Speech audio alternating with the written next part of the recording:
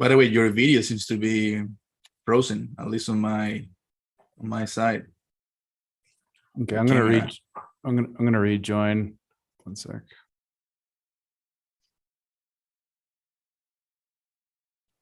Okay, so we're streaming to YouTube. We have 14 participants. We're waiting for Ben to come back.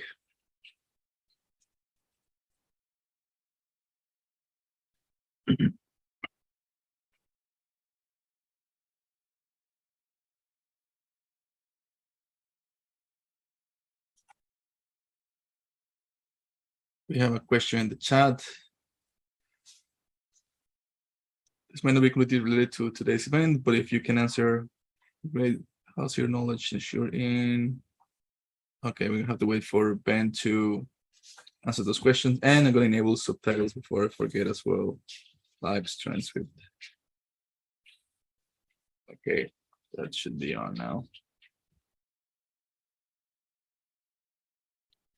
Just a few minutes, we get Ben back, and we can start the third session of Basecamp.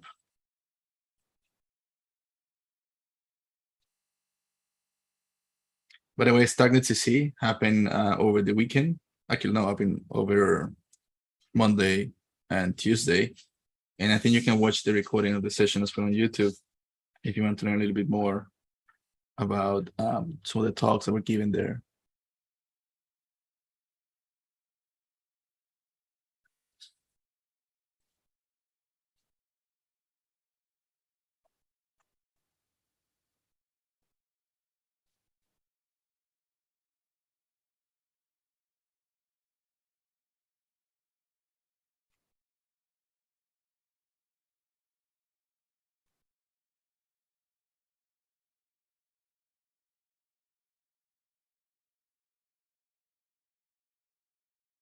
All right, Ben's back. I can see your camera now.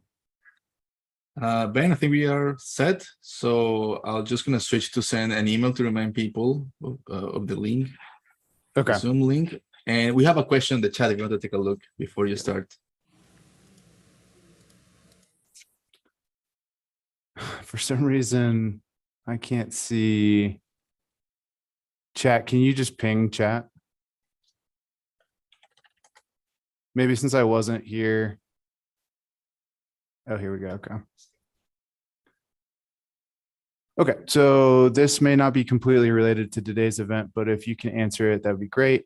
How zero knowledge is ensured in one, when there is an if-else condition with the if having heavy computation and the else having only only having a small computation, wouldn't that show which path the program took based on the input? I read somewhere that it builds traces for both the conditions, but now couldn't find where I read that. And two, what happens for a loop? Okay, so we'll start with one. It sounds like the question is in regards to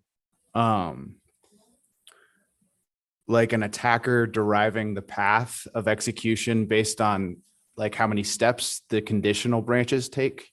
And it sounds like what you're saying is, aren't we throwing away privacy if we know that, if we know the steps that one branch took and we know that those steps are longer?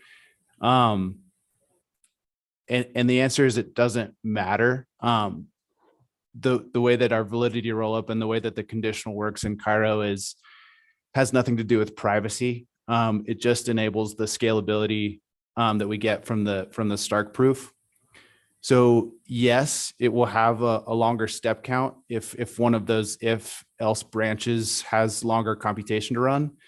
But it doesn't matter because we don't care if we're divulging that to an attacker or someone looking from the outside, because we're not enabling any privacy.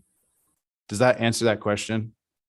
The answer to it is yes. Someone could tell by the amount of computation one branch took that another branch wouldn't have. You can tell which branch it took. Okay. And then for loops, the way that we enable loops is with recursion. There's going to be a nice syntactic sugar version of loops in Cairo 1.0. But right now you need to do all your looping mechanisms with recursion, just because we're proving each iteration of the function call. And that's how we have loops for now. Is there a branch repo where we can see the Cairo 1.0 development? That's a good question. I don't believe that it's open right now. I think it's just being developed internally. There's some good blog posts on it. Have you, Shiban, have you seen the blog post on Cairo 1.0?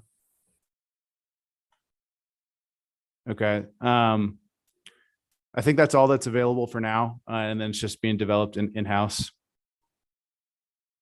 Yeah, Cairo 1.0 is going to be really exciting. The syntax is going to look a lot more Rust-like. Everything's going to be a little more Rust-based. The whole tool chain is going to be a little more Rust-based. Yeah, Cairo 1.0 should be pretty awesome. Prashant says, is it only me who doesn't see questions? Yeah, Prashant, I wasn't able to see questions until I jumped back on and they were reposted. Maybe if you leave and hop back on, it'll come back up and populate. Cool. Thanks for joining. Also the issue is that when you post a message on the chat, make sure to use the option everyone and not just host and panelists, because otherwise only Ben will be able to see the question, not the rest of the people in the chat. That could be it. Cool, David. Thank you for getting this set up. You can drop if you need to. I'll leave this running. I'm just gonna step out, but just because I'm streaming, I'm just worried if I leave, the stream will cut out. But I will not be here. Just we'll leave it running. Okay, sounds good.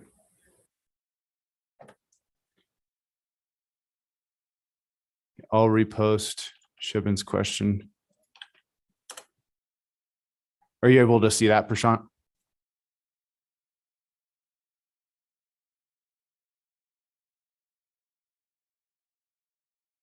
Okay.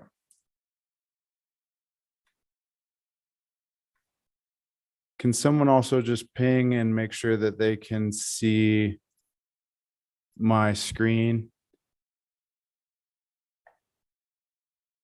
Okay, great. Cool. Thanks for joining for Camp 3, Session 3. Today we're going to go over StarkNet. That's kind of what we're all here for. So we are going to go over StarkNet. Let me just make sure I'm all up to date here.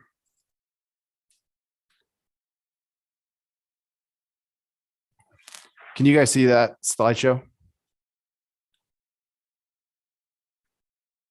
Okay. Cool. So yeah, just some administration stuff out of the way. How to graduate, we've already gone over this, but in case you're joining for the first time, a wallet, an Argent wallet, or I'm blanking, a Bravos wallet with all of the Cairo 101 points, all of the messaging bridge points, and all of the StarkNet account points. You can actually disregard this for now. This account tutorial just recently was deprecated with the most recent upgrade of the network from 0.10.0 to 0.10.1. So don't worry about this one.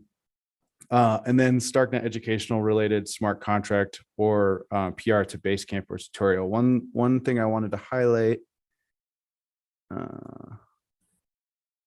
make sure I'm sharing my whole desktop.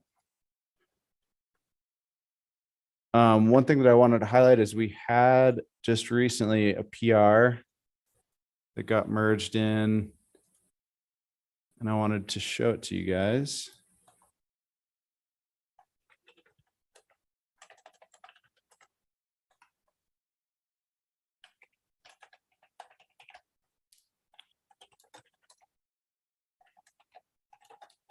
Yeah, so if you haven't pulled Basecamp recently, please please pull it again. Do I have anything?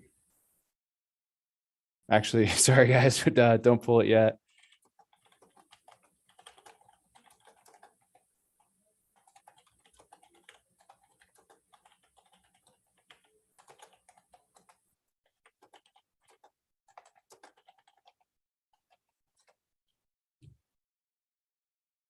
All right, looks like I already pushed those.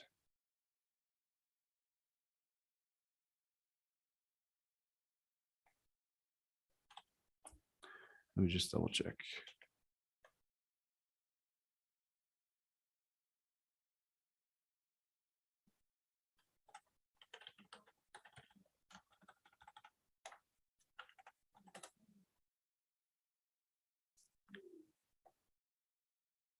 Sorry guys, one sec.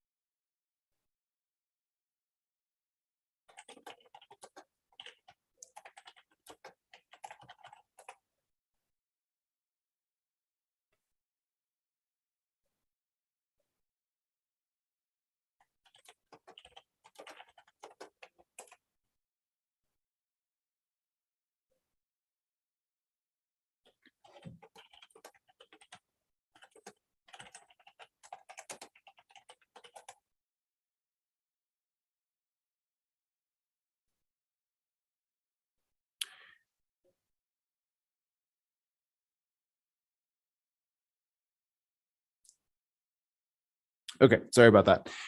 Okay, so we're going to look at some code that was pushed just recently from, let me get this right.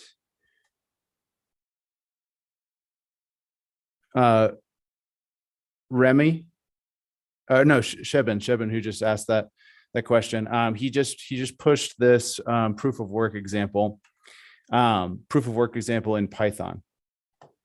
So he added to the primer directory. We got this CD proof, Bitcoin proof of work in Python. So he's added to the README, added to the documentation for proof of work example, and then here's the Python for that. And he followed the subdirectory structure. So coding language and underneath the concept. So proof of work Python main.py. And then we can come in here and see.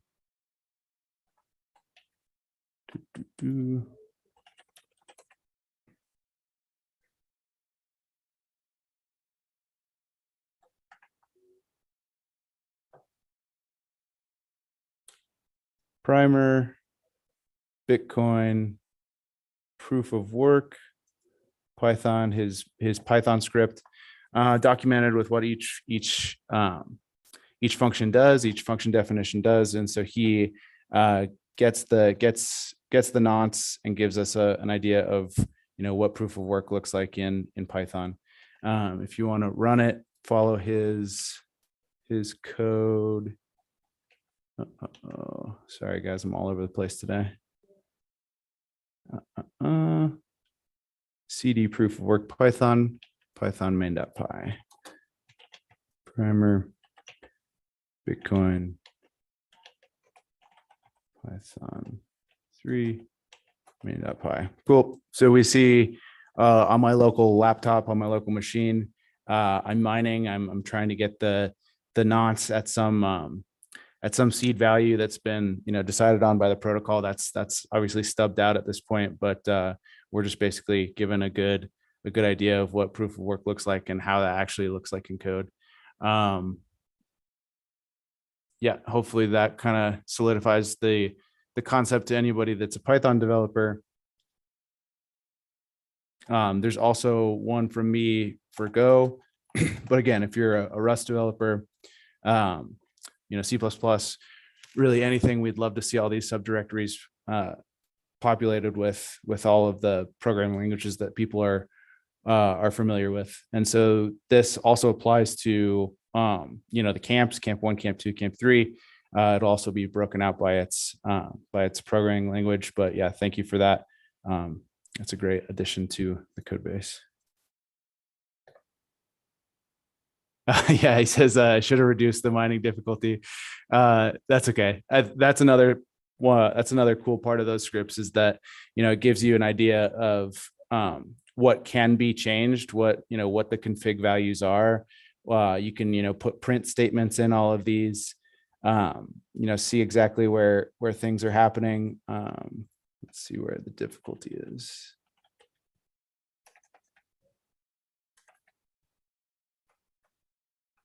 Difficulty 5.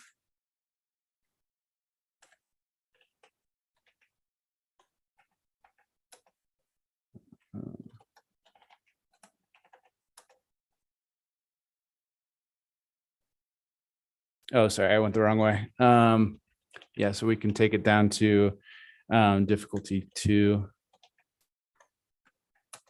And yep, you can see that, if we lower that difficulty, if the protocol agrees on some difficulty that's really low, obviously not as low as the beginning of Bitcoin, it's fairly not compute heavy to compute the proof of work. Okay, cool. We will jump into our session today. So we will do a quick recap of Camp 2, Session 2, where we went over Cairo.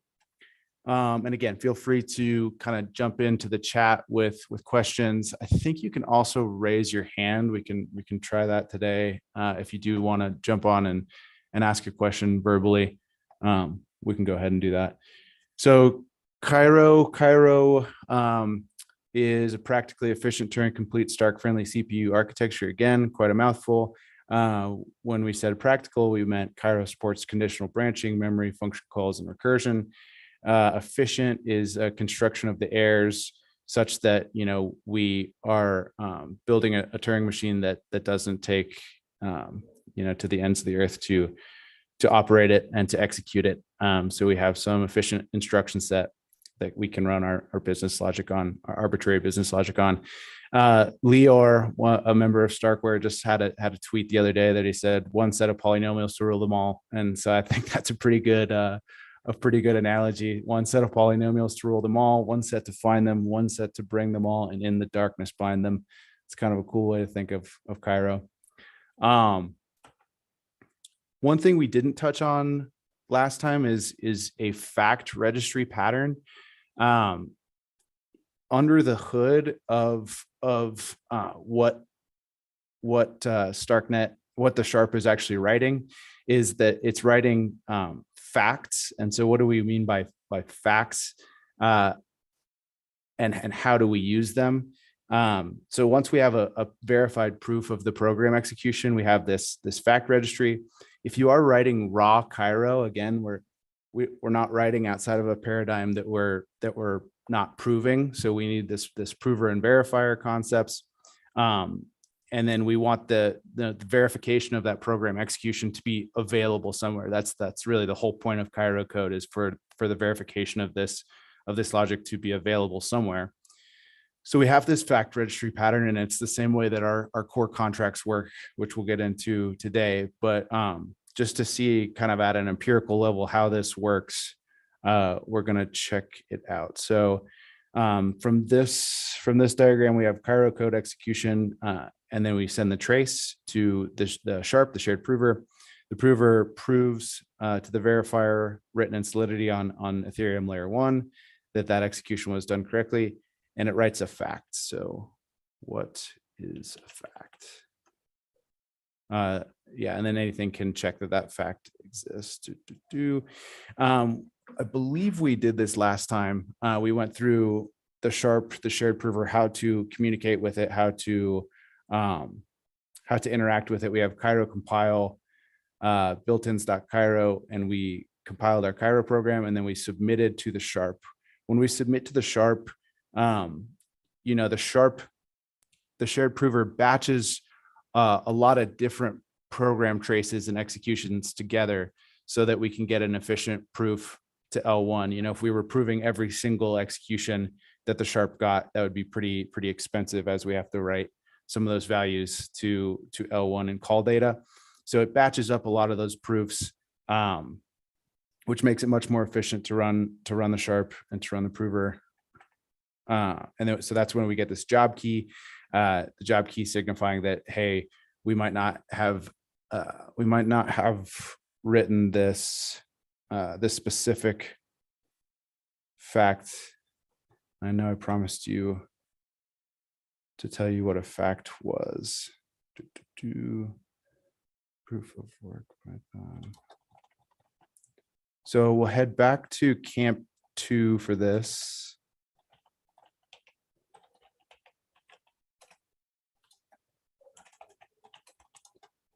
Camp 2 Sharp.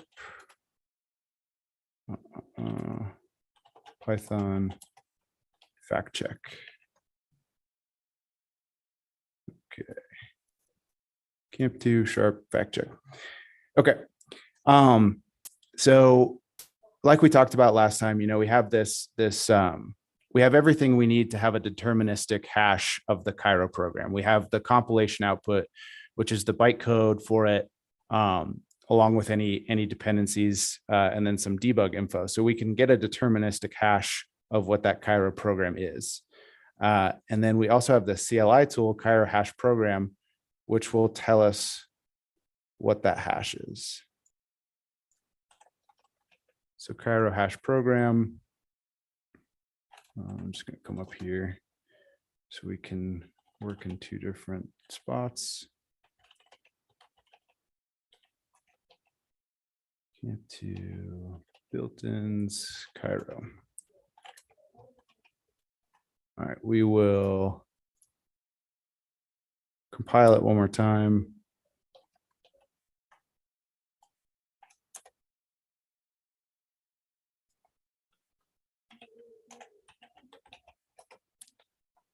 I got to be in my Cairo dev environment, which includes the Python virtual environment.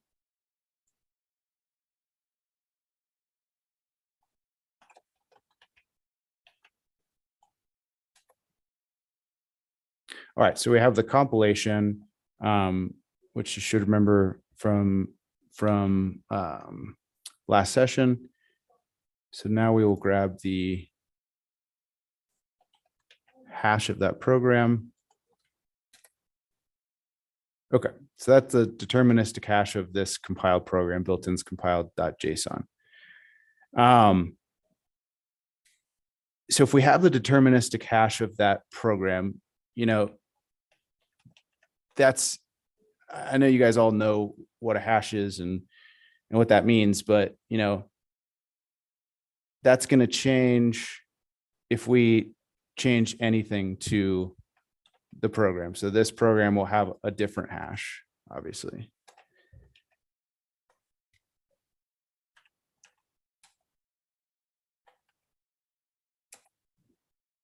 Okay. So what are we proving in this architecture of fact registry? We know we have the deterministic hash of the program, but also what are we hashing it with? We're hashing it with another element, which is the output of the program. So we have this hash, which we got from hash program, and we have the program output 100, 200, and 300. So we use the Ketchak, the same Ketchak hash that Ethereum uses, and we can get this ultimate fact. We just do the program output and the hash of the program, and we can get this fact. Okay. So here's a hash, and what are we proving? We're proving that this exact program, take it back to where it was. This exact program output this exact output. And the whole point of Cairo is that we can go and check it. So here is a verify on L1. This is the fact registry for the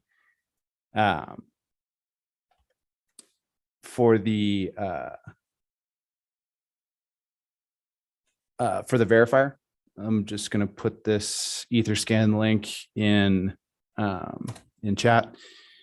So is valid. We have this is valid fact, and we're going to check the fact. So if we've submitted this, which we have in that example, we should understand that this fact is valid. And this goes into kind of the architectures we were talking about with, grading a program. Bool, true. This exact program outputted exactly 100, 200, and 300.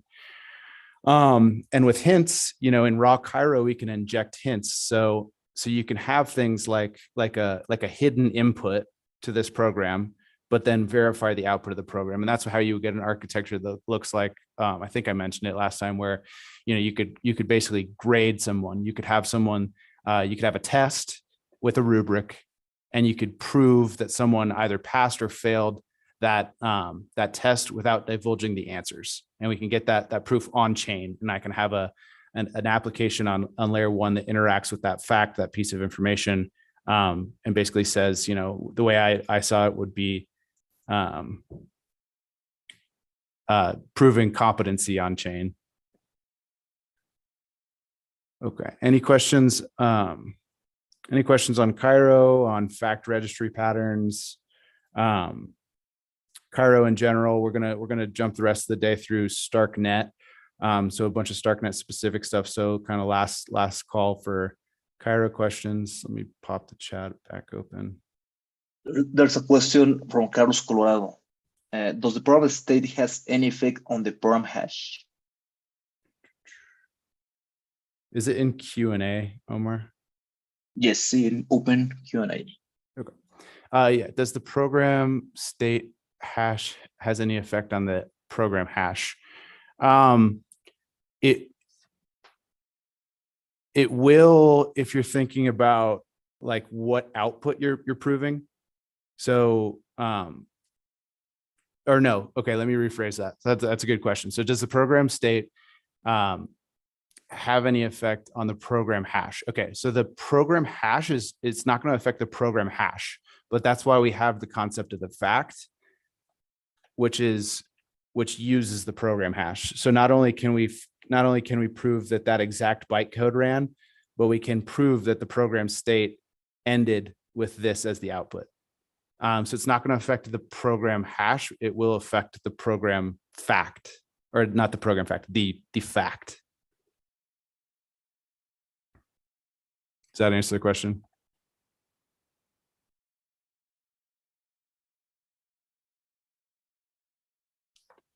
Assuming this is the fact registry, why is it required to see that at least one fact is registered in a registry?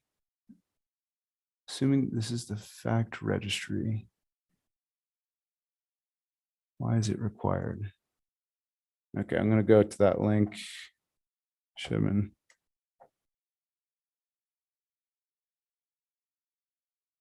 Any fact registered. That looks like it's just almost like a validity check, like a sanity check. Just looking at it, that's what it looks like. I don't think there's any better reason off the top of my head that would be there. Any fact registered. Yeah, looks like a sanity check to me. If I'll double check internally and let you know if it's anything different than just a sanity check. Okay. Great. All right. If you have any other questions as far as Cairo internals go, you can always just ping them out. Okay. Okay. We'll head to our map. So, we have clients interact with sequencers by sending transactions well formatted to the sequencers right now just operate in a FIFO, first in, first out. And they don't do any special sequencing. So there's no opportunity for extractable value there.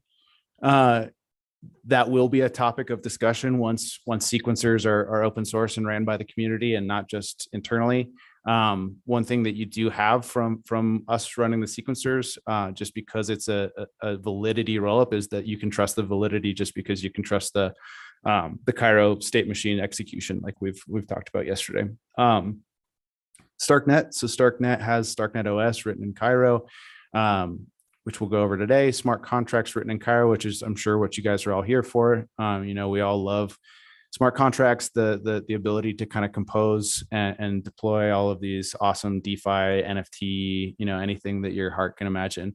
The cool thing about StarkNet is that computation is cheap. So, it enables this kind of Cambrian explosion of different ideas that can be done at this layer 2 that were kind of cost prohibitive to be done at layer 1.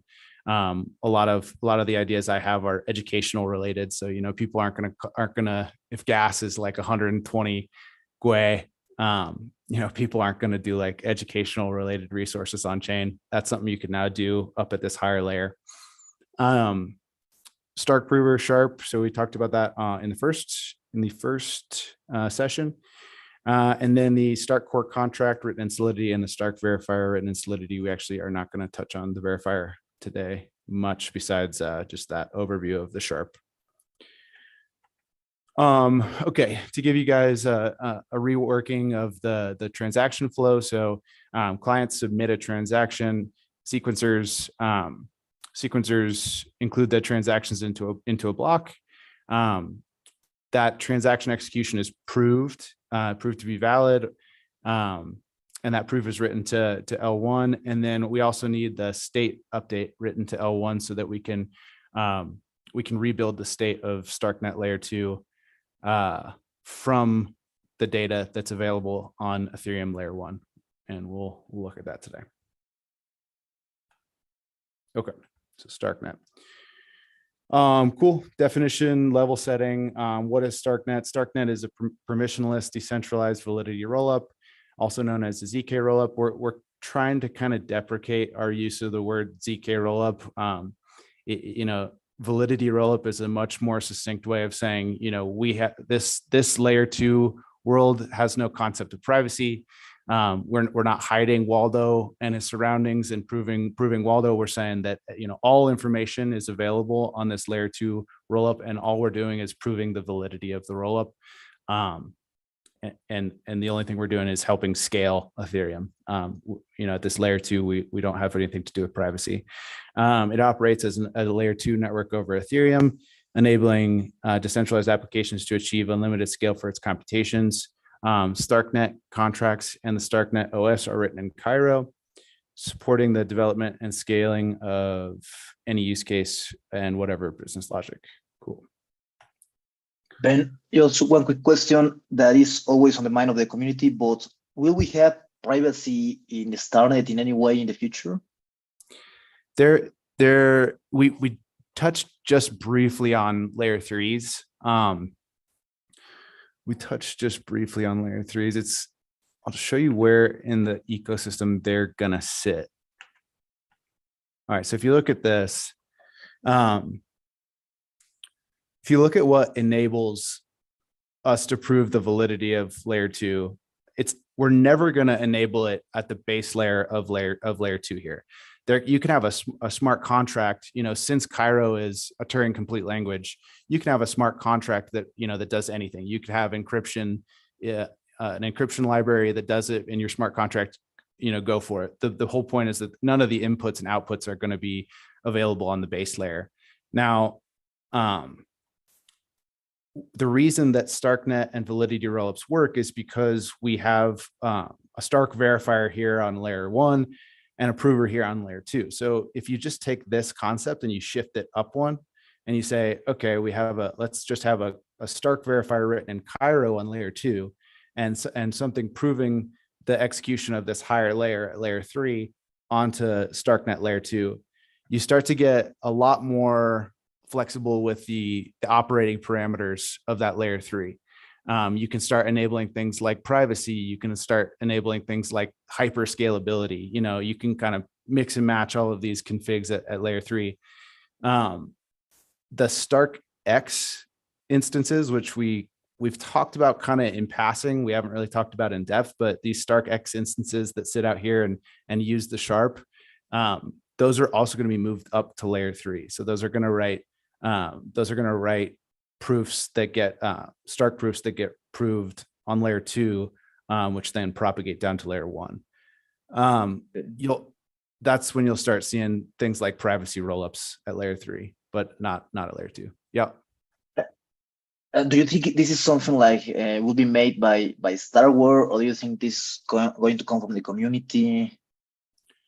It's a good question. It's a good question. I don't know the answer, honestly. My gut instinct is that it'll come from the community. But my guess is that we'll offer a reference implementation. The design space up at layer 3 is still a little esoteric. It's still a little, green. We do have an audited Cairo. We do have an audited Stark verifier written in Cairo, so that piece is done. But all of these concepts for recursive proving and layer 3, they're all so new that there's just we're kind of talking about ideas rather than pragmatic implementations. My guess is that we would offer some sort of reference implementation about how to do it, but we'll see. Thank you. There's also a question in the chat if you want to. If we duplicate the verifier, the fact and the core contract in other blockchains, could we run Cairo contracts from StarkNet and validate in the other blockchains different to L1? Arturo, that's a super good question. The problem lies in where your source of truth is. So if we say that we are a validity rollup operating on top of Ethereum layer 1, then that the ultimate finality, the ultimate data availability guarantees, the ultimate source of truth is the Ethereum layer 1 blockchain. And that also is how we can say that we inherit the security properties of Ethereum layer 1. Now, if we say that we also write that to Avalanche, sure, we could. We totally could. We could write all the same information in any blockchain that we can write a Stark verifier on. At the end of the day, that's what gives us the availability to do it, is that we can write it in Solidity. But now we are as good as our weakest chain. So let's say that there's a reorg in Ethereum that's 10 blocks deep, and there's a reorg in Avalanche that's 10 blocks deep. There's this time where we are, out of sync with everything in our ecosystem, and we don't have a source of truth anywhere. So right now we're focusing all our efforts on Ethereum layer 1. If there might be some interesting data availability guarantees, and modular blockchains like Celestia that come around that make things and architecture look a little more interesting. But right now the question is, we want to have those security. We want to inherit the security properties of the strongest chain. Does that make sense?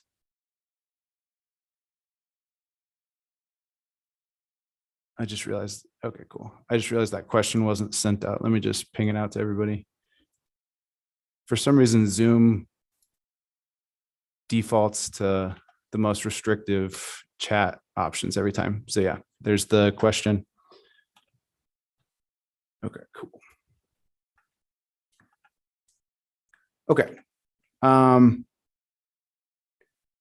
So at the end of the day, we are a blockchain.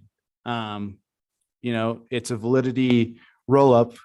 But what are we rolling up? We're rolling up a blockchain. We're rolling up an accounts-based blockchain. If you guys did the primer, you guys saw, how a Merkle Patricia Try, an MPT, stores the state of Ethereum. We also have that. We have a state that is maintained through the propagation of blocks, and we and the prover batches those blocks into a proof and then proves a whole bunch of blocks at the same time. So at layer 2, we are just simply a blockchain. And what is the blockchain? I guess I'm not going to, no pun intended, rehash everything about a blockchain. But if you are, if you do want to start from base principles, go read the primer to find out what a blockchain is. But it's some concept of a hash structure that propagates in perpetuity. So what does ours look like? Our header is the parent block hash, the block number, the global state root. So this is our state commitment that we make in a Merkle Patricia try.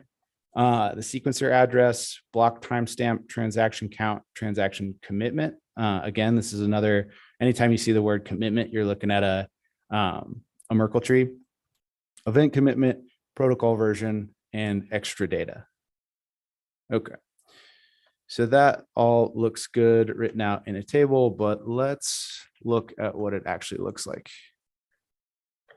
And we're going to start digging into the tooling of StarkNet. So you guys should have set up ultimate environment, and that includes the Postman collection. I saw some comments in the Discord channel that a couple of the items of the ultimate environment blog post were slightly out of date. I'll go through and fix those. The one things that you should have is this Postman collection, which should be up to date, at least for what we're going to go through today. So here's a Postman collection. You guys should have it. If you don't, I will just ping it out as well. Okay. The blog post goes through forking each of these collections. So that's the only way you're going to be able to run these is if you fork them. I'm an owner, so I'm going to be able to run them just in here. But yeah, go through and fork them, and then you can run them locally. What's the actual reason why StarkNet felt the need to establish a new testnet? Things were getting congested. It looks like there was some bot activity on the original Gurley. So we opened up a testnet because we wanted, first off, we wanted developers not to have to deal with the slowdown and the bottleneck. And second off, we were running a capture the flag competition in Lisbon that we needed the testnet to be, we needed a testnet up and operating for those people to operate on.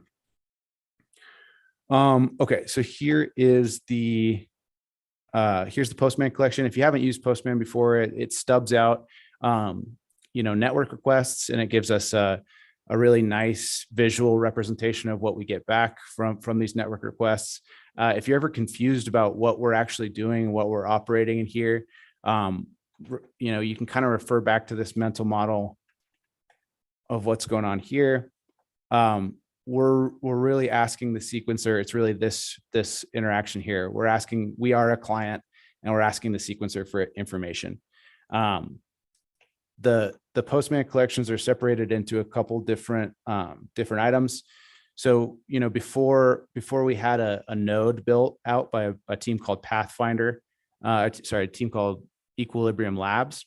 They wrote a node implementation called Pathfinder, and that's what you'll see used almost everywhere nowadays, including the Infura. We have Infura support.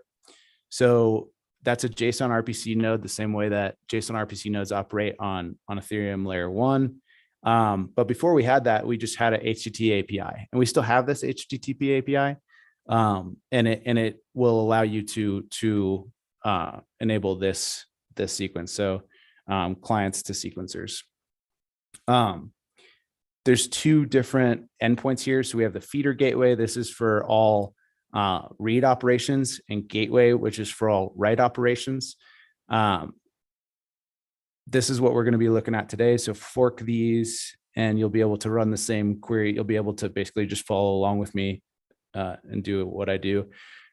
The other thing you'll need to fork is the environments. So we have different environments, and this goes into Luis's question. And I actually don't have the second testnet up here, so you'll have to populate that yourself if you want to use it. So we'll use DevNet, which is the local DevNet. The default is to run on localhost 5050. And that's that's HTTP, an HTTP interface to that. We have the Gurley testnet. That's at alpha4 starknet.io. If you do want to set up, before I add it to this collection for you guys to use, if you do want to set up the testnet 2, let me go find that for you real quick.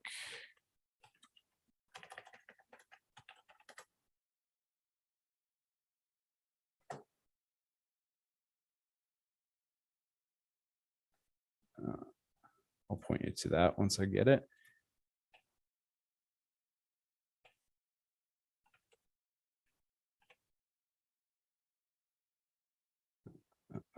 Sorry. Okay. Yeah, I think it's I believe it's alpha 4-2. Don't worry about it today, but I'll get it out to you in the Discord after this. Mainnet can be found at alpha mainnet.stark.io, and then node. So node will be whatever your operators are. I don't know if I shared that. If I did, I probably should take it off. That's my own Infura setup. StarkNet ultimate dev environment had you go through and run Pathfinder and start to sync Pathfinder. So you should have Pathfinder locally. And if you don't have Pathfinder locally, you can go through Infura and go through and set it up through Infura. It's probably the easiest route, but like we all know, there's, we're not being great stewards of decentralization if everyone is going through Infura. I'll get off my high horse and get into some code. So let's look at interacting with the feeder gateway. Like I said, feeder gateway is going to be all read operations. So in reference to this block header chart, let's get a nice example of a block through get block. If you just want the latest block, you can write latest. You can also write pending here. So we have an idea of a mempool, which is that the sequencer is going to build up this memory pool of transactions before it solidifies it into a block. So we can get the pending block as well. If we write pending, let's just start with latest.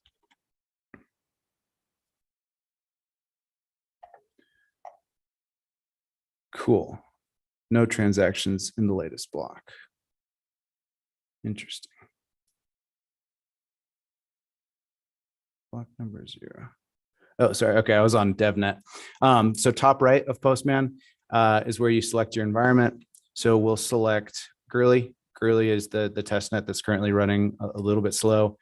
So this is the latest block in Gurley testnet. There's been 392,000 blocks on this testnet. And we can see all of the block header information that we looked at in the chart. So we have block hash, which is the block hash of the current block I'm looking at.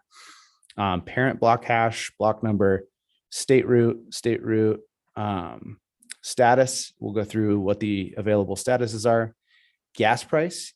Gas price is the gas price when we write our proof and state transition. So, we write our state transition through call data to our court contracts in Ethereum layer 1. We'll look at it today, but that costs money, as well as the sharp proof, writing the proof to the verifier. So yeah, that's the reason why you pay fees. When you pay fees for your transactions, it's to cover the L1 footprint of your transaction, both in the sharp proof and the data availability. And again, don't worry about it too much. We'll look at it in code, but that is what you're paying for, and that is that gas price that we're looking at. I have a tool that I wrote. You can also do this in the terminal if you're a little more comfortable in the terminal, but I like having a UI for it as well. when we're digging through all of this block information, everything is either formatted in felts, which you guys are now familiar with felts, or hex encoding. So, if I see this and I say this is the gas price, that might not mean a lot. You can put it into util.turbofish and it'll decode what, based on its prefix, which is 0x. And so this makes a lot more sense than this for what is the gas price that was paid. And that's in GUI. Another thing about this tool is that, if you need a selector, we'll go through what a selector is today. A selector is a function name. So let's say that we have a function name that is balance of that you'll see on ERC20 contracts. This will give you the selector for it, which comes in handy quite often. And if you need a uint 256, which is split up into the low and high bits, this will split it up for you. So once we hit that 128 bits, it splits it into two felts, because felts are in the order of 252 bits. So we need to split it up in order to make a uint 256. Menmeet says, is there any instant finality solution on StarkNet in case nodes on L1 went to get confirmation faster than the sequencer can get verified on L1? Let me just reread that. Is there any instant finality solution on StarkNet in case nodes on L1 went to get confirmation faster than the sequencer can get verified on L1? Not right now. There's no instant finality solution right now. It's gonna be up to you as the dApp developer to say what your finality guarantees are. Once your transaction has gone from a pending block and has been accepted into a block, you can say that you have some finality there, because that L2 block is a valid block, and you will have finality as far as that StarkNet layer 2 block. Now, let's say that something shit the bed here, or here before it could write 3 or 4. Then you're not exactly going to be able to rebuild the state with that layer 2 transaction included. So it's just a matter of what finality guarantees you need for your application and what finality guarantees you can offer your users. You could just say, we'll wait until it's accepted on layer 1 until we say that this transaction is final. Once there are multiple sequencers and we have some consensus protocol on layer 2, you probably are going to be able to say with more certainty that you have finality at layer 2. I wouldn't fault you for saying you don't have finality at layer 2 until it's accepted on layer 1 right now. It'll just be up to you and your users.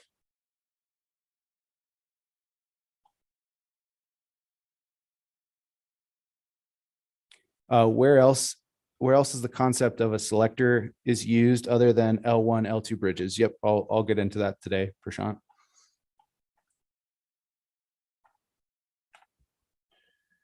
Okay, so we are looking at blocks. Okay, so for this latest block, this is the list of transactions. And this actually gets into it a little bit, Prashant. So this is a single transaction that's included in this block. Its signature is populated, which means that it was sent by an account contract. So an account contract signed this. It interacted with this contract and it sent this call data. Wow, quite a bit of call data.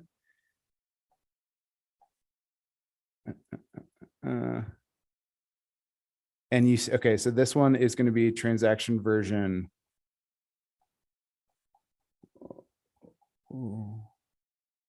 Transaction version 1. So in transaction version 1, which was released as far as StarkNet 0.10.0, you'll see that there's no entry point selector in this transaction. Now, what that probably means is that the entry point selector is in this call data. So this is most likely passing a call on to this contract at this selector. So it's calling this contract, it's calling the external function that's available at this contract here.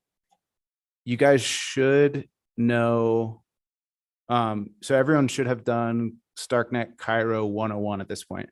So you guys should know what an external function on a StarkNet contract is.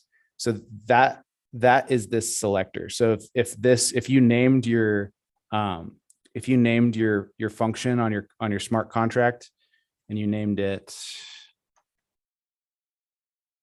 let's get into a Cairo file. So let's say you named it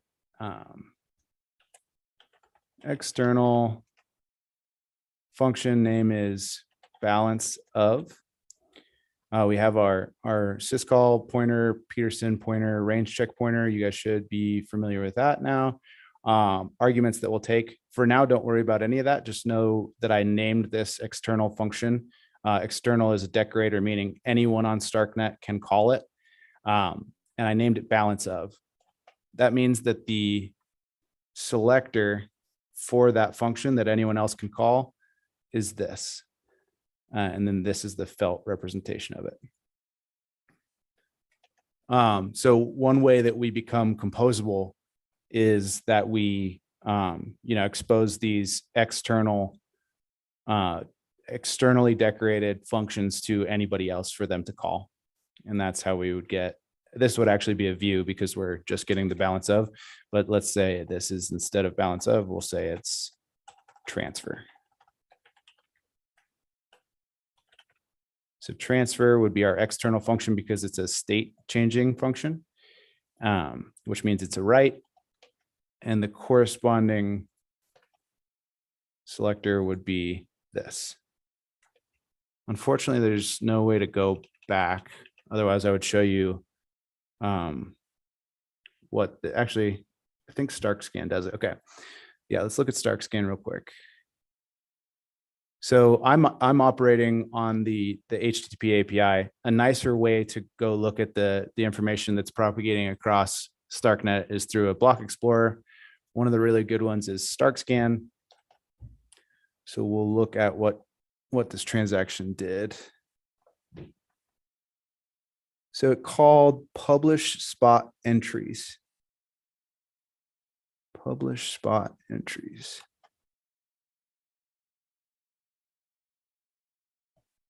OX04468. Yep, here we go. So OX4468. Okay, so the nice StarkScan gives it to us all nice and says that it did publish spot entries. Publish spot entries should be OX2984. Oh no. All right, so I'm probably looking at a higher level call.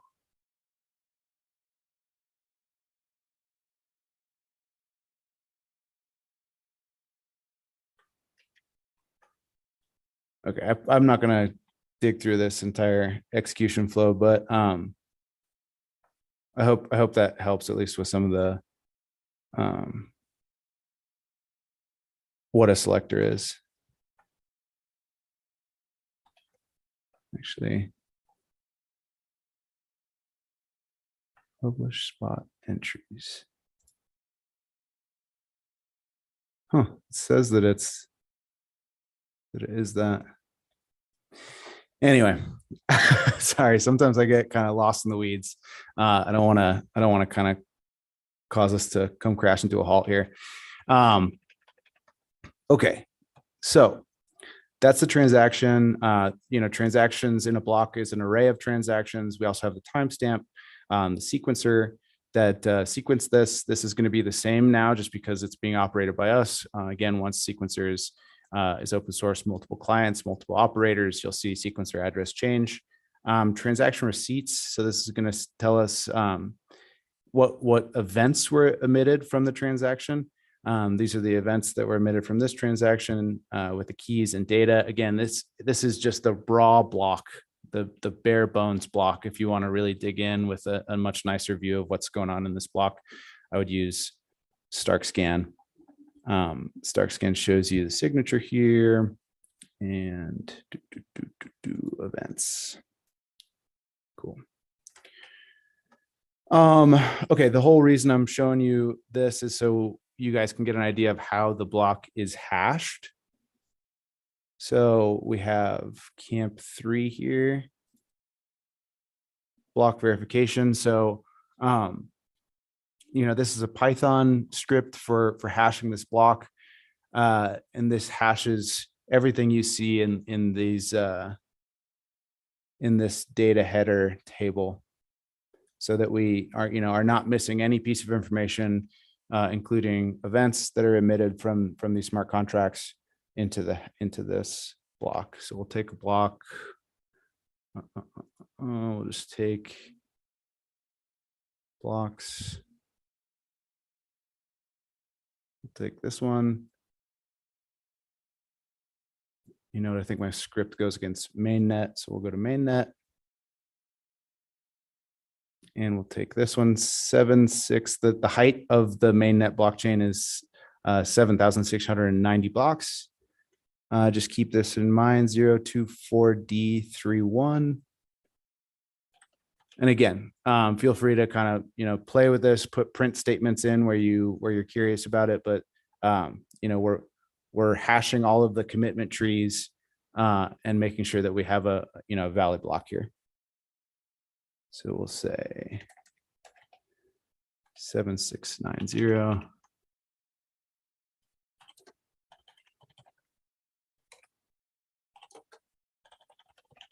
Camp 3.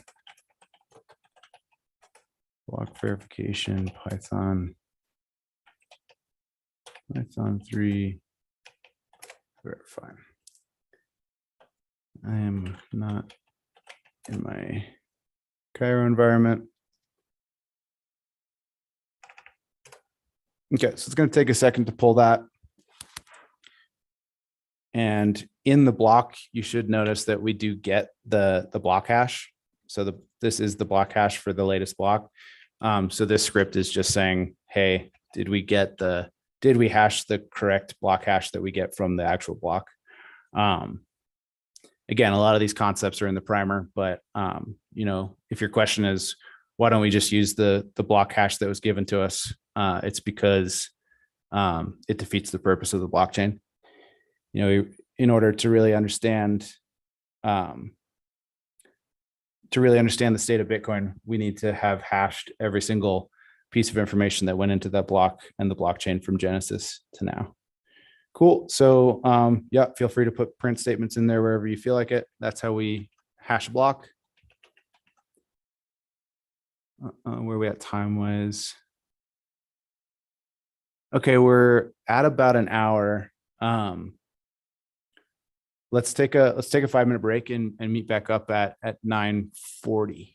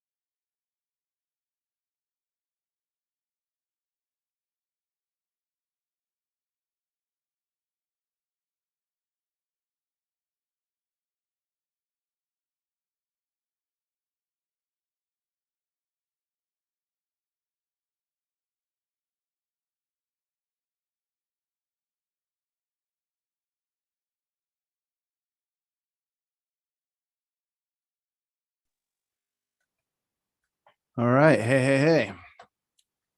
Thanks for coming back. No more questions.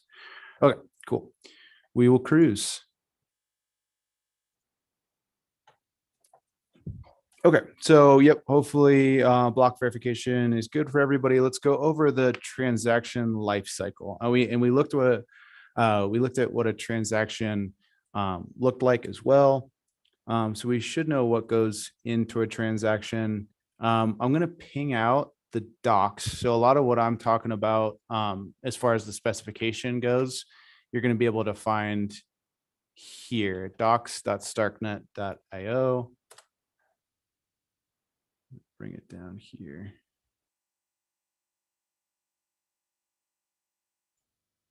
Docs.starknet.io. So like, this information on blocks and transactions, block structure, that's all here. It just doesn't come with, a script for, playing with the block structure and understanding exactly how to hash a event commitment. Transaction lifecycle, same thing here. It'll give you a understanding of what the transaction lifecycle is and transaction structure. So we can obviously look at what goes into a transaction structure, but here's the specification for digging into it. Here's version 0 and version 1. Me personally, I like looking at, I just, my brain kind of blanks out when I see something like this. But when I see it in code, it just makes so much more sense to me. So if you're like me, head over to Basecamp code examples. And if you are kind of more of a formal verification, I can read this and it makes sense to me. Head to docs.starknet.io. Okay, so we're going to go through transaction lifecycle. So transaction lifecycle, it goes from not received to pending to rejected, and then we have accepted on layer 2, accepted on layer 1. These are going to be the transaction statuses as they're returned to us by either the sequencer or the full node. So status accepted on L2.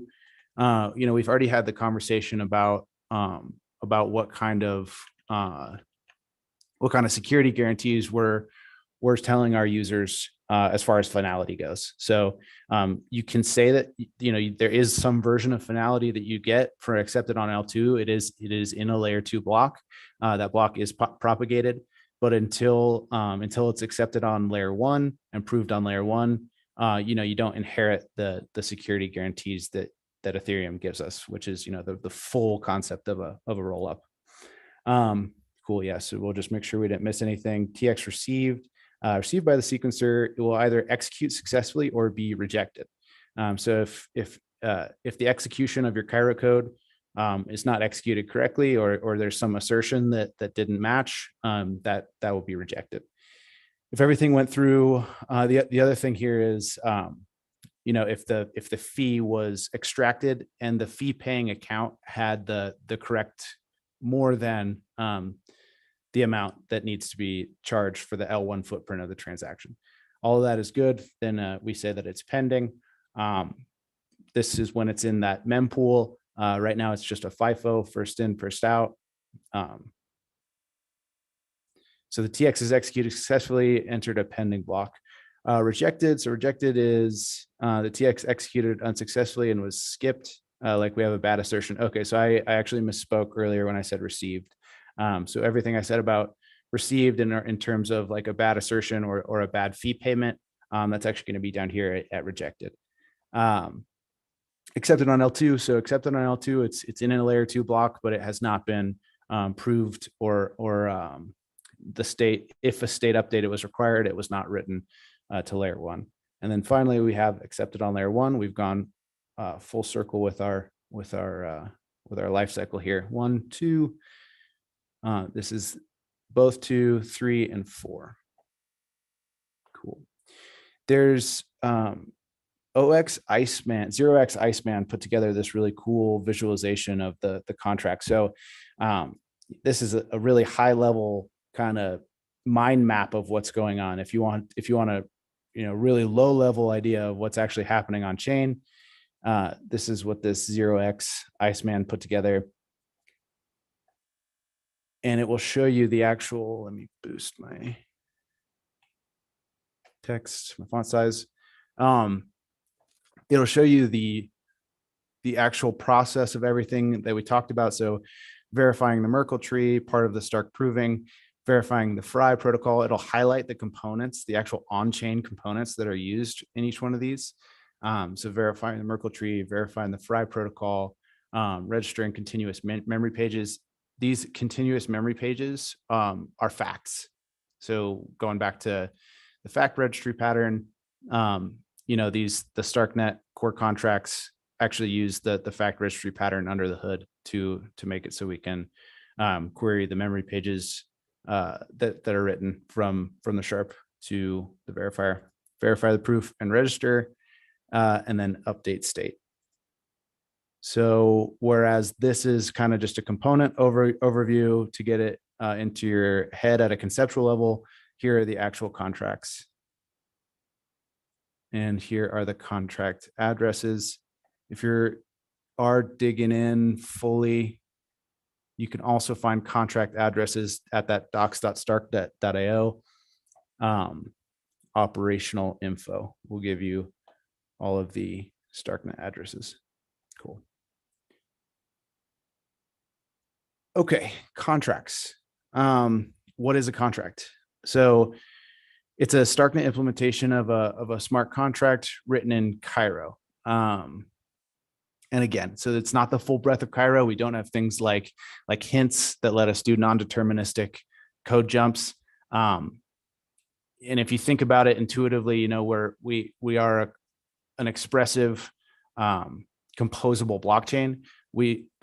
That we only work because we're proving the validity of the execution of layer 2 to layer 1. So if anyone's able to hop out of that the execution and the validity trace of that execution and run arbitrary logic in Python, you know, that the proof isn't going to mean much on layer 1. So that's why you don't have access to the full suite of hints in your StarkNet smart contracts.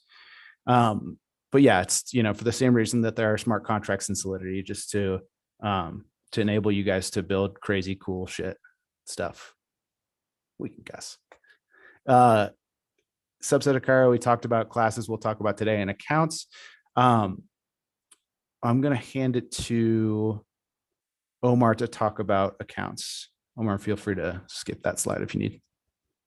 Perfect. Thank you, Ben. So I wanted to talk a little bit about something that is key in the started. Better, it is key to the Ethereum ecosystem, to the general blockchain ecosystem. And it's something that we have and only have the opportunity to use natively using StarkNet.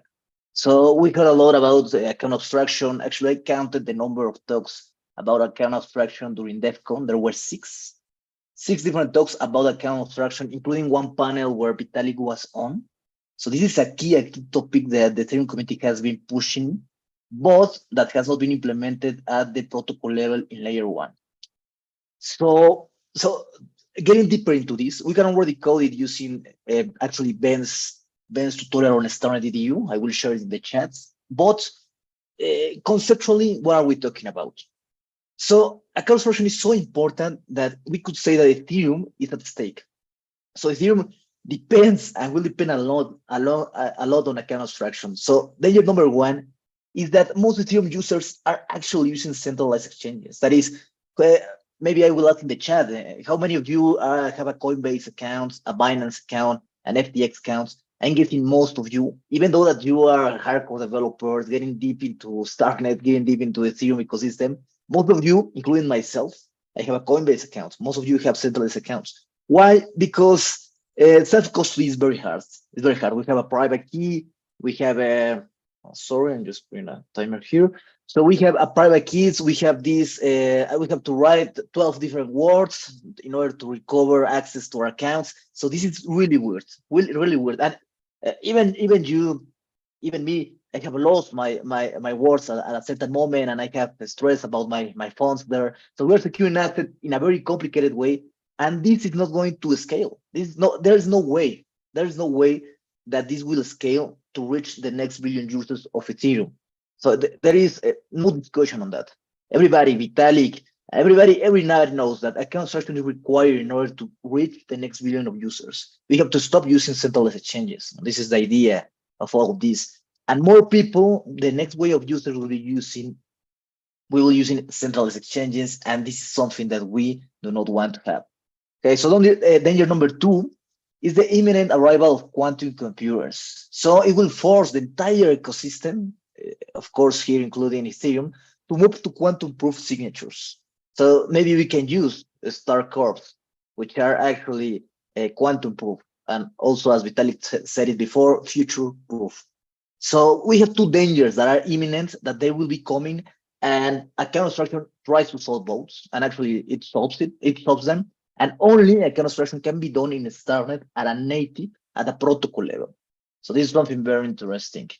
So now what account abstraction is, there's different kind of definitions. For example, Martin Trai from Open Zeppelin says that account abstraction is when a smart contract can pay for its own transactions. So you can deploy this account abstraction, this account contract, and then it can pay for its own deployment and also pay for other actions that it takes. Definition number two, this was given by Light Client. He's working at Gets. He gave this definition at DEF CON. Account abstraction is actually a validation abstraction. That means that we are abstracting the validation process. We can use different types of signatures, such as we were telling before. We can use cryptographic primitives. We can use different execution processes. So we are actually abstracting how we are dealing with the validation process. This definition, the number two, I never heard before, and it seems very logical to me, makes sense to me, and it's something that we can keep in mind.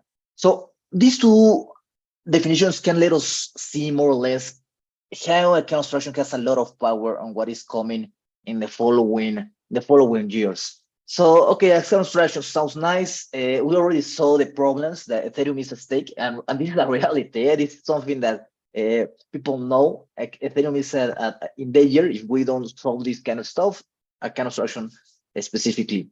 So what? So what account abstraction? Okay. So Martin Trai, for example, says that account abstraction means huge improvements in onboarding. We were telling before that we will onboard the next million users, and this will come with better user experience, but also security. And this is something that we'll talk about in a minute, but security will improve also with account abstraction. So basically, account abstraction is the future of crypto user experience and security, and this is not exaggerating. This is really the future of it. Also, Julian is builder and co-founder of Argent. Argent, your StarkNet builders, you know that you can use StarkNet X already with the StarkNet ecosystem. And actually, I don't know if you are aware of this, but Argent is one of the companies or the most involved company in account abstraction. They have been pushing for this in layer 2 since the beginning, since 2018. They haven't achieved almost anything. So they went into the layer 2 ecosystem, specifically using StarkNet and CKC. In the case of CKC, this has not yet been implemented, but in StarkNet, we already have it. So we have been building how account abstraction looks in the StarkNet ecosystem, something that you can already use. Thanks to the work of Julian Sand from Argent, also, of course, the Star Wars team, but also the people from Open Zeppelin, and also looking at what were the good practices in the layer 1. So in the layer 1, we had the EIP, I don't remember the name exactly, I think it's 4337. It was written by Joab here and Vitalik. And that it contains some good practices, and we're implementing them in the StarkNet ecosystem. So as you can see, what we had right now, and that you can build already with the StarkNet, is only the best practices, and we're innovating on what is the next step on account abstraction, and this is only possible in StarkNet again. So also Vitalik says that smart wallets is also a name that you can use for this type of contracts, account contracts. Smart wallet should be the default, and account abstraction is the key step for this. So we should have this as a default. And also Joab, who is very focused on security. He actually, if I get it wrong, maybe Ben can correct me, but Joab audited the Cairo contracts. So he's another hardcore Israeli. But well, Joab said that account abstraction is key for security. And also we'll be talking about that in a moment. So again, so what? What can we do with this? And this is something again that you can already implement. There is the ecosystem and the jobs ecosystem and the opportunities ecosystem that you can find in account structure is getting bigger and bigger. Again, in Vitalik words, this should be the default. So what we observe in the future is not only Argent being a provider of wallets that use account abstraction, but we will also see MetaMask and other wallet providers, I don't know, Rainbow, something like that, trying to provide this kind of functionality. Also, different kind of companies trying to implement in different ways. So there's a big opportunity in being first here, in learning how to do it and what can be done with it. So some of the things that we can do, and again, this goes back to what Ben was saying, that StarkNet provides us with an opportunity to create something that has never been done before, something that is discover an explosion of opportunities, of ideas, something that is out of scope completely in the layer one. And a construction is one of these things. So we're not talking here about the cost of fees, which are and should be low in StarkNet, or we're not talking about the velocity of the transactions, the speed of transactions. We're talking here about something very specific that is a account abstraction. Another thing that provides developers with something that is out of the scope of layer one. So a kind of abstraction can do stuff such as social recovery.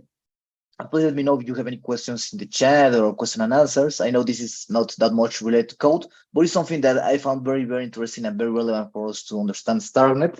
But well, we can have social recovery. Basically, all these, before going into these specific opportunities, basically this is all already being implemented in Web 2. So account abstraction is taking us from the difficulty of managing private keys, seed phrases, and bring it into a Web 2 experience. Again, this is key for the next billion users. I cannot imagine my grandma or my grandpa using their MetaMask and writing their seed phrases in a paper and storing it. There's no way that will happen. No way. There is no way that the next billion users will go into MetaMask or something like that.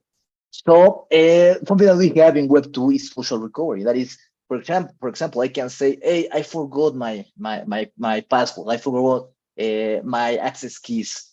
Can you, company, maybe Argent, something like that, can you help me recover them? And yes, you can implement this using a kind of abstraction. For example, you can have two access keys that you can define a key that does not has access to, for example, signing transactions. It has only one single power, that is changing the public keys. So in case that you, for example, lost access to your account, then you can ask for this other key that could be in the hands of a provider such as Argent, I don't know, maybe in the future MetaMask, and they can use their power with this key in order to change the public keys. So we can recover access to our funds, we can recover access to our assets. So social recovery is very important. You also can have key rotation. For example, you want to change the keys every month, and for security reasons maybe. So this could also be helpful. You can have different security policies for different type of users. Again, what Joab was focusing a lot, it is in the sense of security. Security is important for us. And for example, what happens if you have I don't know, like an enterprise account? So in this enterprise account, of course, you will be moving bigger amounts of money, or maybe you can have different persons that can access these funds and make transactions, employees from the company. So you want to give them different access to these different persons. So you will have different security policies for these accounts. It will be different from one that is like an individual account, like a normal account that we can have already. Of course, in layer one, this makes no sense. In layer one, if you have the keys, you can do anything. If you don't have the keys, you cannot do anything. Okay, it's like it's yellow, it is black or white. Here we can implement these different kind of Web 2 experiences. Also, you can have session keys, meaning that, for example, and this is something that has already been implemented in StarkNet. It was a very interesting project from Cartridge. Session keys means that, for example, when you get into your iPhone or in your Android cell phone, and then you sign in with your thumb, and then you can get access to your phone. So you only, for example, have to input your password once, and then in the next times you can access with your thumb or with your face, and then maybe in a month it will ask you again for your password just to make sure that it is you, and then you can access again with your thumb and so on. We can do this. This is something that has been implemented in Web2 everywhere. So you can have session keys for your computer, you can have them for your cell phone, and so on. So this is also this can also help get more people on board. And of course, another thing that is very important for security, we can have custom transaction validation schemes, and this is related to the second definition I gave. It was not my definition; it was from Light Clients, from the Get team. So we are abstracting the validation process. We can have different signature schemes. We can have multi-signature. For example, we can have that, hey, I lost access to my account. I forgot my password, whatever. So you can have, for example, a multi-signature where you can give powers to three of your friends, three different friends, and you can give them access to unblock your account. So you lose your password. So these persons that you can call them, and if 2 out of 3 sign that you can have access back to your account, then they will I don't know, sign something, and then you can have back the access to your account. This is only an example. This was an example actually given by Vitalik on one of the important use cases that we can have with account abstraction. Also, you can have different signature schemes. Again, we'll require this when quantum computers will come. I don't know, maybe people say that 2028, something like that. And of course, we can use the star curve to sign your transactions. So again, this provides us with a lot of flexibility and is key for the future of Ethereum. If you have any questions, let me know. But just to show you more or less what we are losing in the layer 1. Again, this is something that you cannot do in the layer 1. You have an ERC 4337, if I don't get it wrong. Let me search for it. Yes, 4337. It was actually based on the IP 4337 proposed by Vitalik, by Yoav, and others. And it's very good. And again, StarkNet has based its account abstraction process on this ERC, in this EIP and previous EIPs, because we have like 3 or 4 EIPs already trying to implement account abstraction on the layer 1, but this has not been possible. So why not layer 1?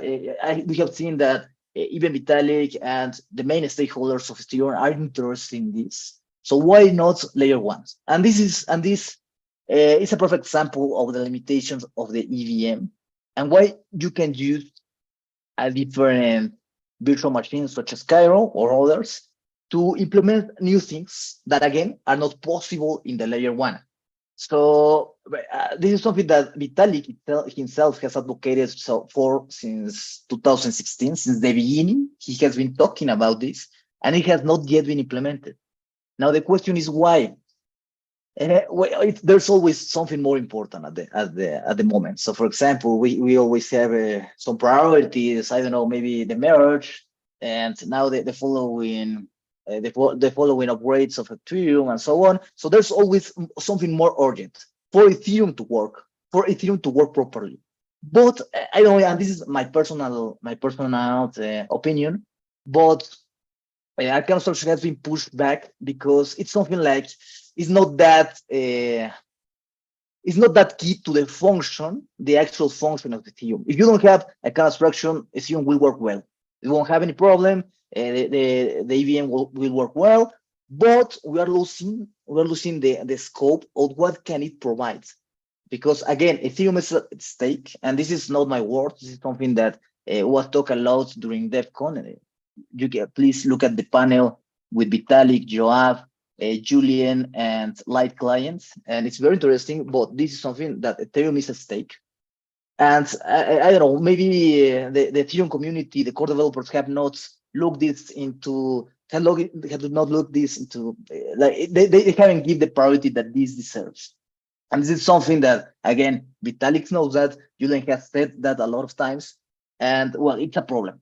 We have had EIPs that are trying to implement account abstraction like the 4237, but not at the protocol level, but at the application layer. So you know, like a layer on top of what actually needs to change. And Julian says that what actually needs to change is the externally owned accounts. The EOAs are the problem here. And this is something that, as you know, we don't have at StarkNet. We don't have externally owned accounts. Everything is a smart contract. So this is something that needs to change in layer one. Now the question is this going to be implemented at a moment in layer one? There's not a lot of hope, to be honest. From what we have seen in the panels, in the discussions, it doesn't seem like it's not going to come near in the close term. It seems like it's something that is going to continue to be pushed away, and this is a problem. And this is a problem, and because Steam is getting bigger and bigger and bigger, so making changes to the EVM, to the protocol, it's very, very hard. It's getting more and more difficult to implement this kind of changes. And again, this is something that is at the core of the EVM. These are an example of a limitation of the EVM that another virtual machine can improve on. Now, also, is this going to come to other layer twos? Not only to StarkNet or to zk-Sync. Again, in zk-Sync, you cannot use it already. In StarkNet, you can. But is this going to come to other layer twos? Specifically talking about the zero knowledge EVMs that are being built, Julian from Argent says that this is very difficult, again, because these other layer twos are focusing on implementing the EVM most likely as it is, without changes. So again, account abstraction seems to will not be present in these other layer twos unless that they commit to make changes to the virtual machine, to the EVM that they are implementing. But we're talking about, I don't know, 1 to 2 years from now, and you can already have it with the StarkNet. This is something that you can already use, and is something that all the community, again, including the guys from this panel, agree, is that the StarkNet is leading the implementation of account abstraction at a protocol level. It is like the testing ground for how account abstraction could look in the future with possible improvements to the EVM. If it comes, it will be based on the experience that we have at StarkNet. Again, we're working with leaders in the industry such as Joab from the Ethereum Foundation. We're working with Argents. We're also working with Open Zeppelin inside the StarkNet team to get the best implementation of account abstraction as possible. So if you go to all these talks in DevCon, just look into YouTube and write DevCon talks account abstraction, something like that. And all of those talks, they always are talking about the StarkNet. Some of them are only dedicated to StarkNet, and they are not even from the StarkNet team. They are people from the community talking about StarkNet and account abstraction. Why? Because again, StarkNet is the place for account abstraction currently in Ethereum. So I don't know if you have any questions, but now if you want to implement account abstraction, again, this is a great opportunity. In the future, we'll see that a lot of people and protocol are trying to implement it. So where can you learn how to use it? You can go into StarkNet.edu, and you will be able to see the accounts tutorial, which is led by Ben, which is actually very good. And also, please let us know if you want to go deeper into this and maybe have it as part of the Basecamp account abstraction and how to build on account abstraction. So you can go to these tutorials, StarkNet accounts, and you will have different kind of exercise. For example, here you can implement different kind of signatures using account abstraction. You have, as Ben showed before, we have different, of course, a smart accounts. They don't have. We have to let know StarkNet that these kind of contracts are a little bit different from a typical smart contract. Even though we're talking about smart contracts, these are all smart contracts, but there are certain functions that we have to implement. For example, validate. Here you can decide what will be like the validation process for this. Again, as was one of the definitions, this is a validation abstraction too. So we can make our own way of validating this kind of contracts. And the most important call is execute. And here you can I don't know, you can implement something else that is out of our current scope in layer one. For example, here Ben, what he's doing is he's caching using the StarkNet. If I don't get it wrong, Ben. Yeah, I'm basically trying to confuse the user there, but yeah, just hashing a couple values. Okay. So just go into this StarkNet accounts repo in the StarkNet repo. I will add to the chat and start exploring it. And if you get any idea, if you want to do something at Basecamp with this, please let us know. Just remember that you can go, after these couple of slides, you can go with something is that account abstraction is much more important than most people think about it. Is the way to onboard the next billion users to Ethereum, and StarkNet is leading the way on this. So thank you, Ben. Back to you. Yeah, thanks, Omar. That was a good point. I mean, account abstraction really is super important. The reason I am trying to confuse people in that specific example is to kind of show that you can do anything. Since account abstraction is just a smart contract, you can insert the signature in the call data and you can verify the signature in call data. There is actually a signature slot that we looked at in a transaction that you guys have already seen in the transactions today. But yeah, account abstraction, being that account abstraction is just a smart contract on the blockchain, you can do anything. It really opens everything up.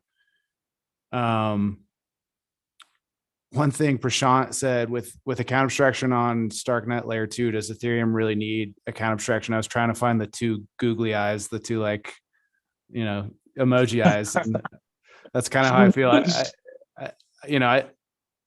I won't go into my conspiracy theories. I think a lot of the important execution code will be run on layer 2s. So I think that you might be onto something there. Okay. We are kind of running low on time with the content we have. So I'm going to try not to run too fast through the rest of this, but get through the important stuff nonetheless. And if we need to bleed over into the next session, we will. But again, just feel free to reach out with any questions if we are moving fast or not covering something that you have a question on.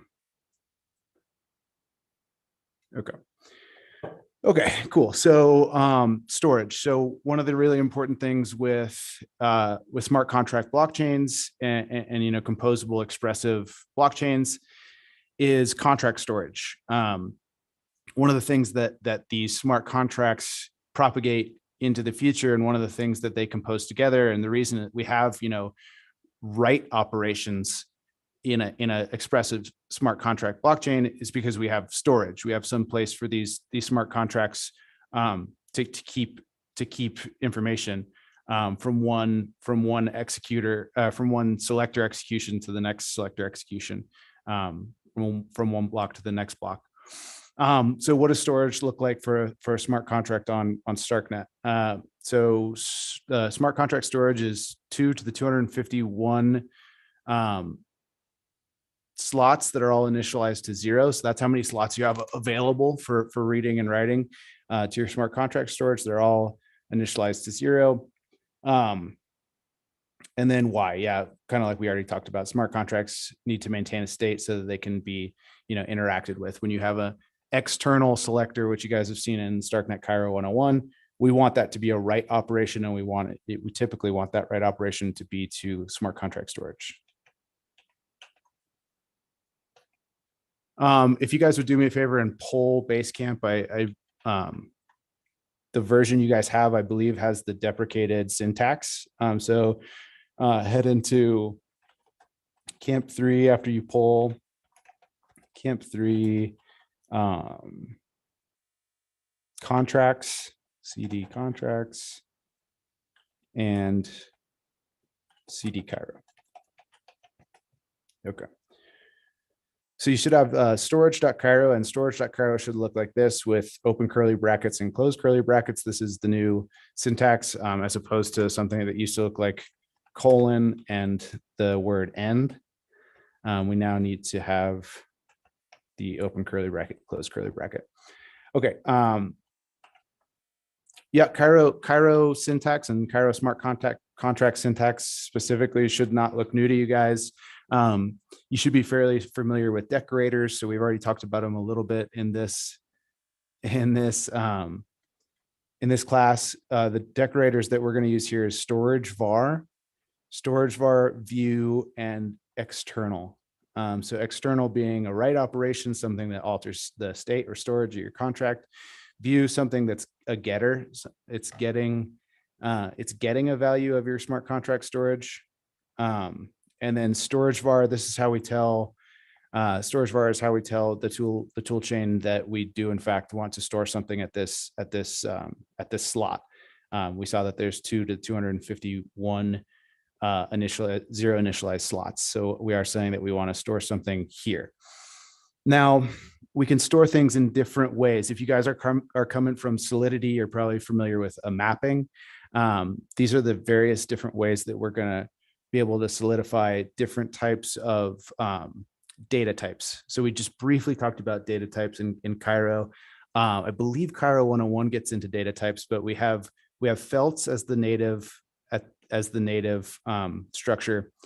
And then we also have things like this. We have a struct, which is a custom defined structure that is made up of felts or further custom defined structures. This is an example on 38 of a tuple. Res is a tuple of left and right, which is 2 felts. And then the storage variable here for struct store is storing a custom struct type.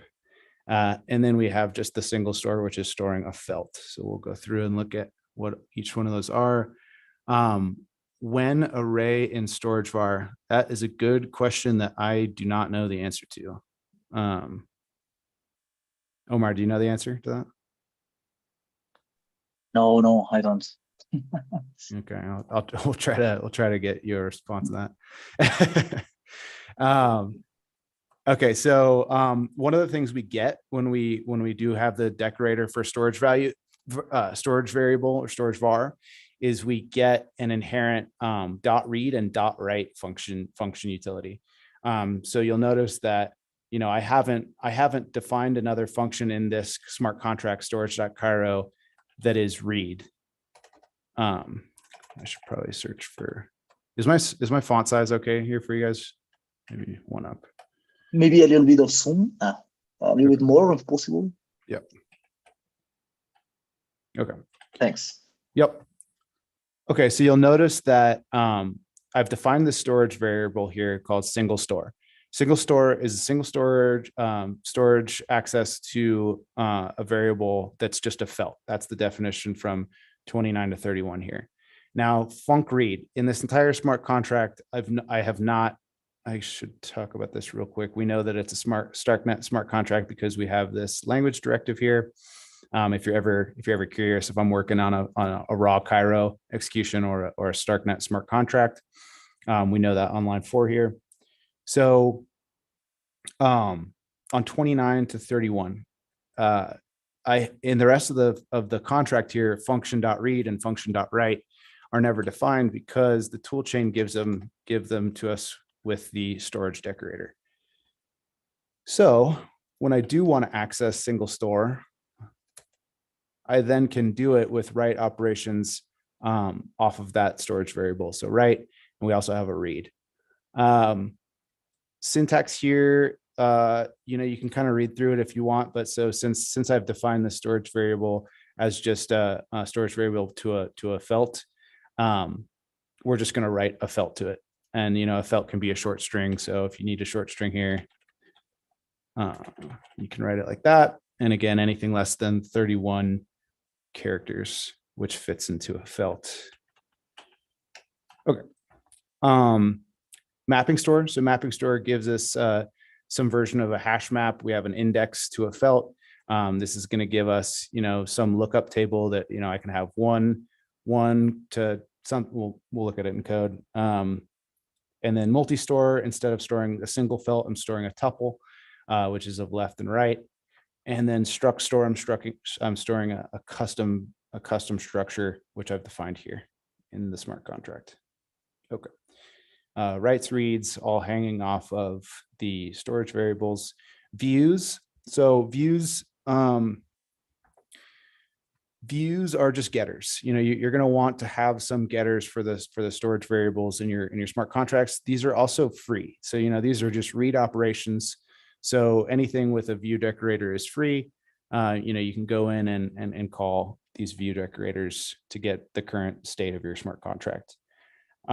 Externals, you guys have seen externals where these are writes. We're going to write to the smart contract storage. And these are state changing operations. So let's look at what this all means. So we said that we have 2 to the 251 storage slots, 0 initialized. So when I say single store is going to store a res, let's look at the Python code here.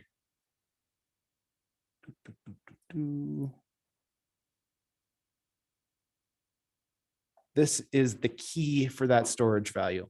These storage lookups are key value pairs, and that value can be any of the data types that we've talked about. So tuple, felt, struct.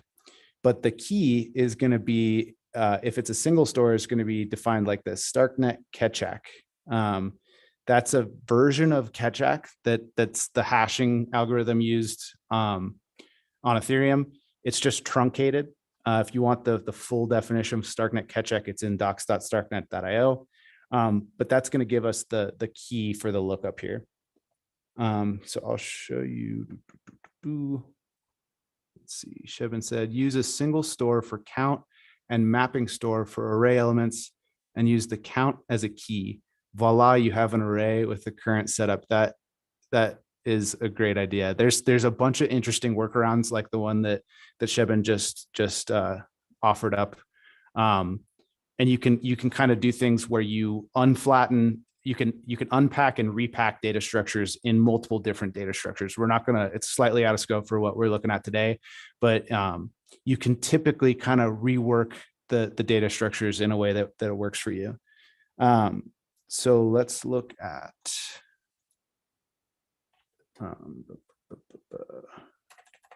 where are we? Okay, we'll go up to Python, and we'll run Python storage. Okay, so the storage for the single key is located here. This is a hex encoding. One of the frustrating things is sometimes we need felt when we have hex, and sometimes we have hex, the other way around, vice versa. So there's in the gateway, we have a lookup for get storage at. So this is going to be able to give us the storage value at these certain keys of our smart contract. So contract address, I've already deployed this to testnet. The contract details are at the top of storage right here. So contract address is this hex encoding right here. And then for key, we have this output, which is the StarkNet Ketchak, which is the truncated regular Ketchak. And the only problem is that that's in hex. So I'm going to pop that into Turbofish.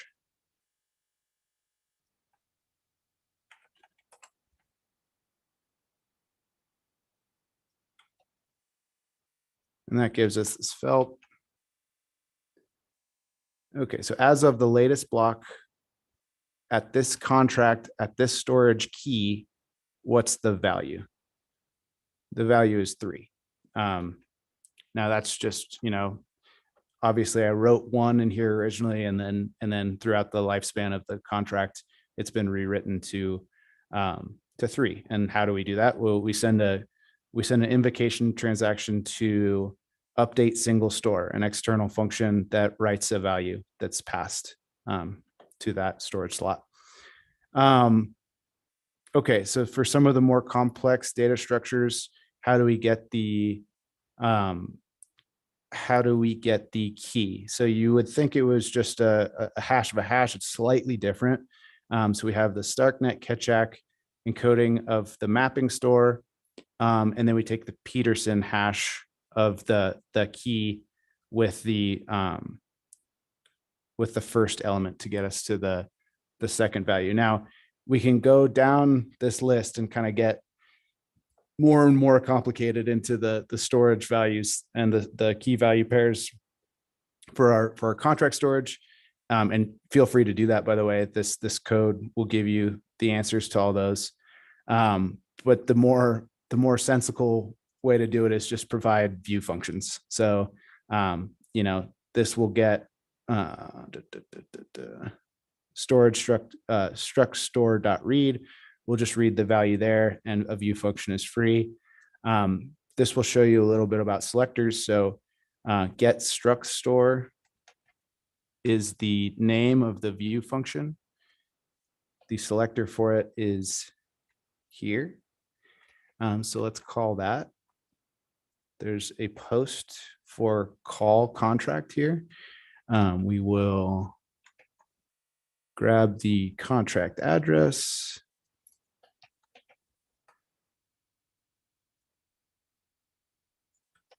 Entry point selector is our entry point selector. And let's just make sure that the view function doesn't require us to pass any information. I forget which one we looked up. It does not. So it does not take an argument, but it does return a tuple. So in our Postman collection here, we can call it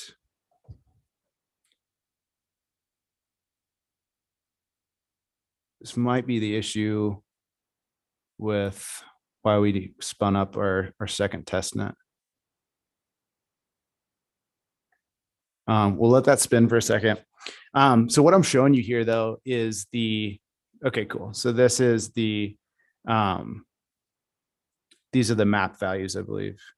Which one did I do?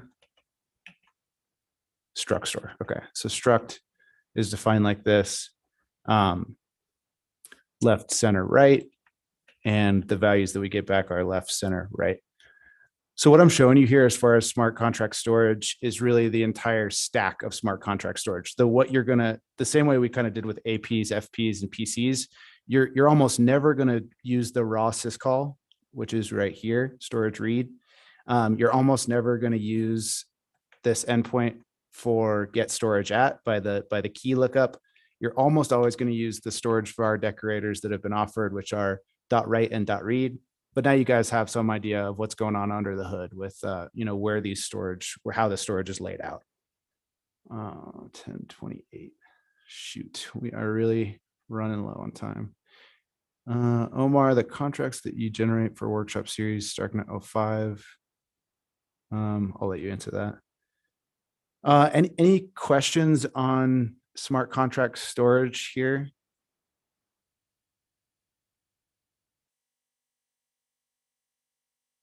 Okay. If you do want to write some funky infrastructure that looks up smart contract storage by its key value hashes, you can do it like that.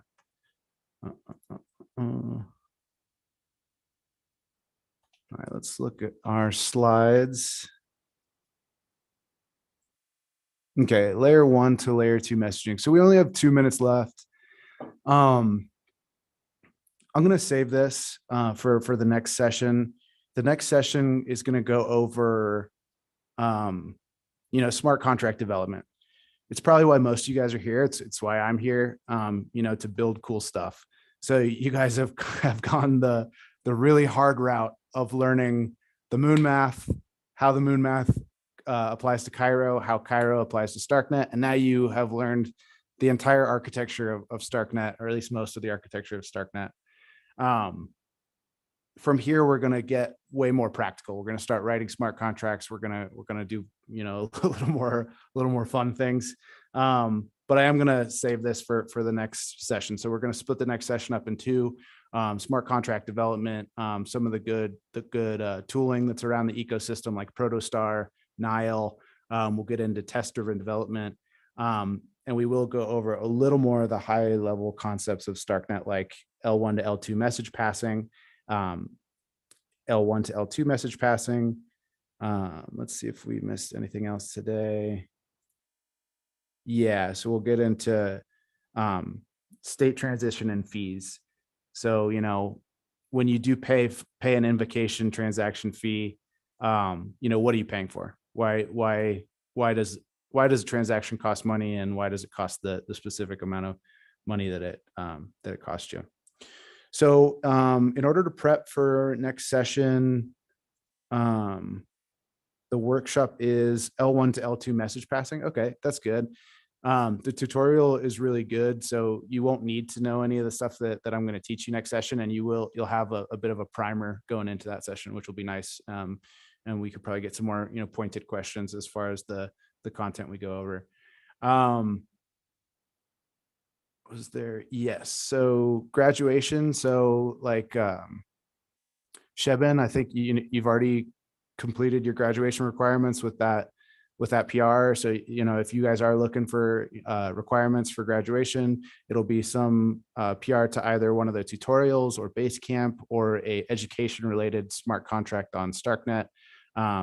It can be about Basecamp specifically. So, if you wanted to do some NFT soulbound certificate on StarkNet that gives everyone that completes, a soulbound token, that'd be cool. Yeah, thank you guys for joining. We're gonna meet same time next Thursday, and yeah, I hope you guys enjoy the week, and we'll see you then. Thanks. Thank you. See you.